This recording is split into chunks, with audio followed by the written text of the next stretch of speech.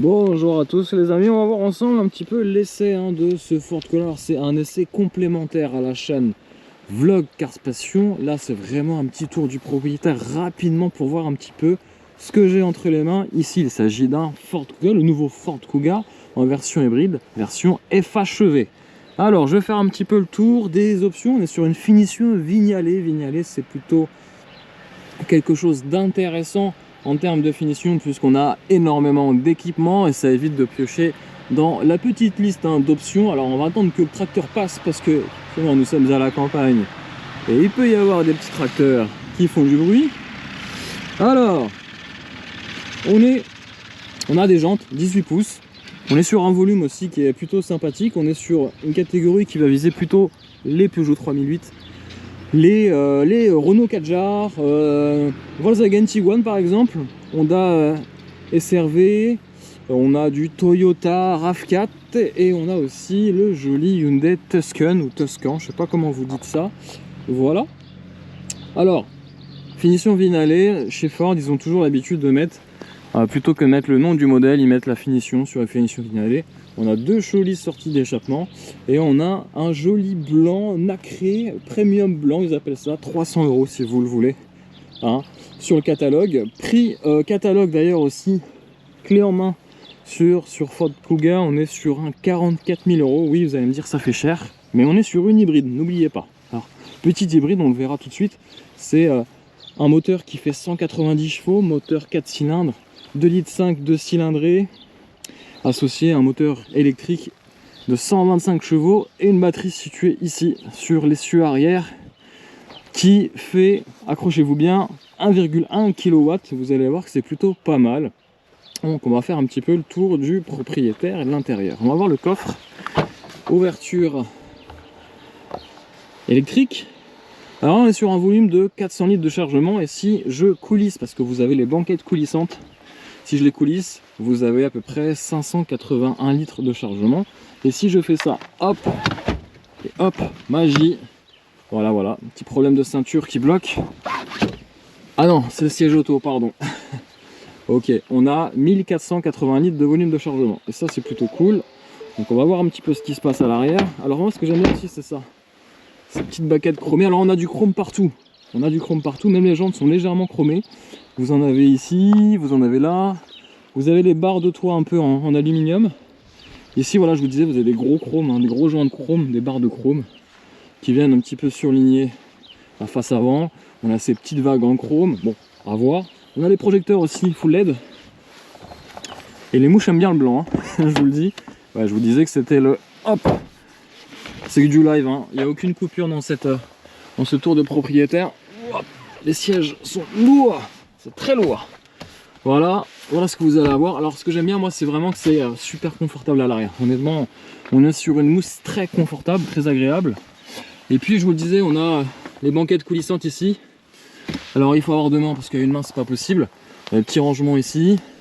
On a les sièges chauffants à l'arrière aussi, sur les deux passagers. On a une prise USB-C. Je vais vous faire voir. USB-C, USB. On a un tunnel de transmission qui est vraiment très léger, donc on pourrait mettre vraiment facilement, aisément une cinquième personne. Avec ce petit accoudoir où on pourra mettre deux gobelets, deux range-boissons. Voilà, ça c'est pour l'arrière. Et l'avant, on va voir ensemble. Finition vignalée, on a un faux insert de bois, on aime, on n'aime pas. On a un traitement sur les contreportes qui, on va dire, change un peu, mais on est sur un intérieur austère les amis. Avec ces jolis sièges en cuir. Alors perforés et chauffants, ils sont pas ventilés et pas massants. Donc très belle assise, très confortable. Et là on est sur une version on va dire hybride, associée à la boîte iCVT, qui mouline quand même, et ils ont rectifié pas mal de défauts sur cette boîte CVT.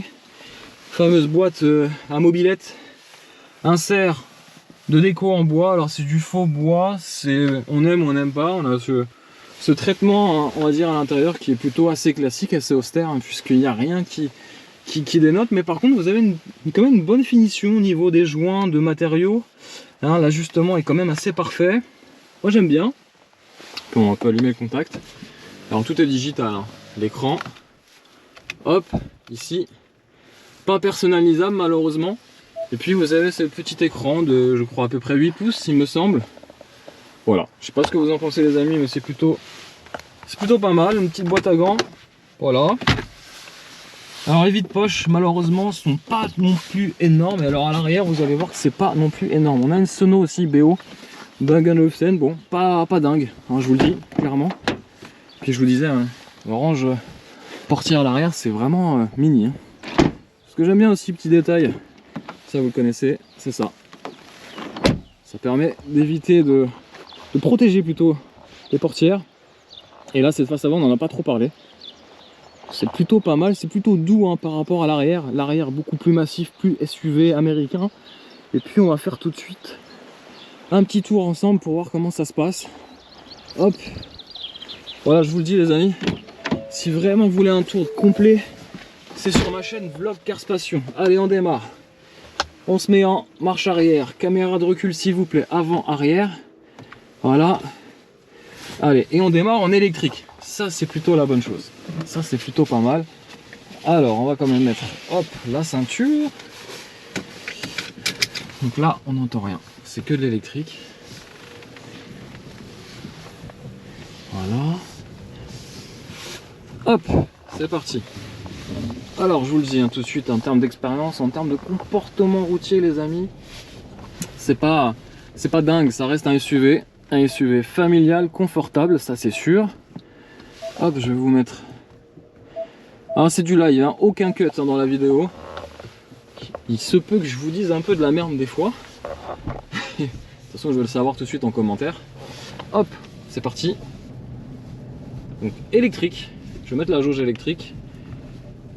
Voilà, donc là je suis en mode hybride parce qu'il y a le moteur thermique qui vient un petit peu aider, ou plutôt le moteur électrique qui vient aider le moteur thermique, c'est plus comme ça qu'il faut le comprendre. On va enlever la climatisation. Hop, pour ajuster un petit peu les consommations réelles. Voilà. Alors c'est super doux, hein. C'est une direction très douce. Le moteur essence quand il se déclenche on l'entend pas trop, donc ça c'est plutôt pas mal. Et il a une belle petite sonorité. On a 5 modes de conduite aussi à l'intérieur. On a le mode normal, on a le mode éco, on a le mode sport, le mode faible adhérence. Hop. Et alors le mode sport, et on a le mode sable, je crois. Ouais, faible adhérence. Qu'est-ce qu'on a? On a le mode data, ok. Et là, en mode normal, allez, on fait une petite accélération.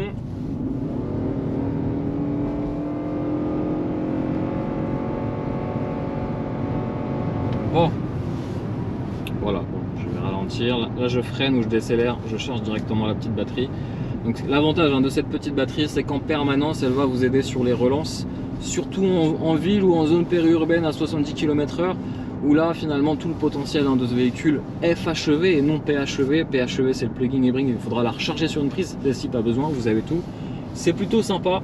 Donc voilà, en termes de consommation, je vais être honnête avec vous, soit vous avez le pied léger sur l'accélérateur et vous êtes autour des 5 litres, si vous faites que de l'autoroute, vous êtes plutôt autour des 7 voire 8 litres au 100. Forcément, le petit bébé fait presque 1700 kg sur la balance, donc ça pèse. Les amis, je vous laisse à bord de ce SUV, hein, l'idée c'est de faire moins de 10 minutes un essai, un essai un peu plus complet qui sera présenté prochainement sur la chaîne Vlog Cars Passion. N'hésitez pas à vous abonner. Moi là l'idée c'est de faire, on va dire, un pré-essai, une petite mise en bouche. J'espère que cette belle mise en bouche vous a plu. Autour de 44 000 € sur cette version Vignale, 39 000 ou 37 000 € plutôt sur la version entre guillemets d'entrée de gamme, sur la version FHEV. Voilà les amis, c'est 1400 € de moins que la version PHEV. Moi je vous laisse, je vous dis à très vite pour de nombreuses aventures à bord de ma chaîne secondaire Flo 78T. N'hésitez pas à vous abonner et laisser un petit commentaire. Voilà les amis, à très vite.